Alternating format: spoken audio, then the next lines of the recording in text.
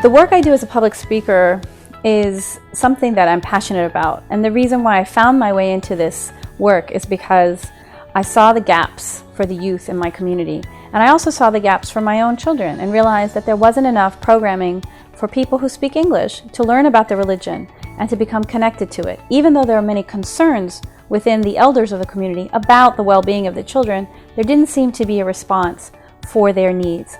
So that's how I began my work as a public speaker and a presenter in the Islamic community.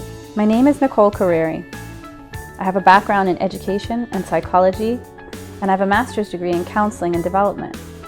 I work today professionally as a public speaker, and I also work as an educational consultant, but primarily my main job and my heart's passion is being a parent and a homeschooler of my 3 children.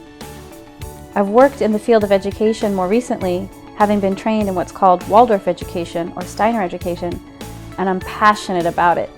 It's a wonderful system of holistic education that understands the developmental needs of children and tries to teach them in ways that are appropriate for their development, as well as understanding the spiritual nature of the human being.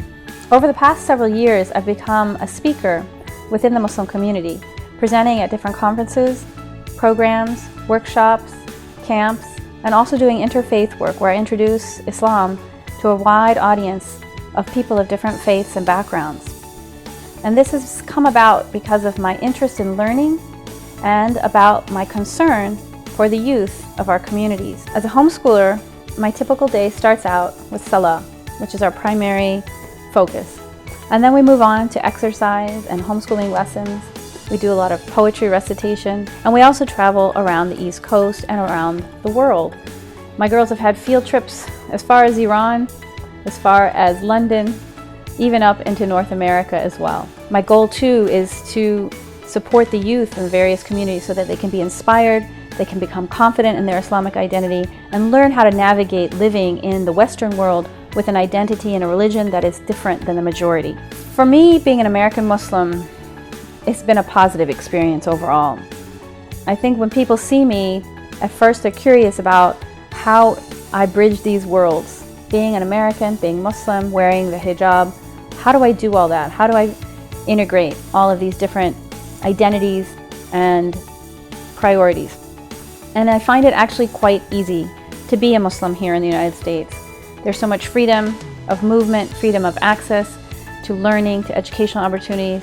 I also take classes in Tajweed, in Arabic. I also study Hausa courses online and have done some work with Rebecca Masterton online as well in what's called online Shia studies. So I take advantage of every opportunity.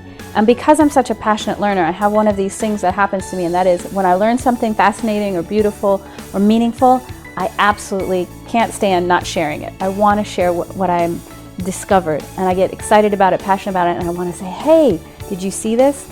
And I'm very eager to share. I'm a mother, I'm a homeschooler, I'm a public speaker, and I am a Muslim.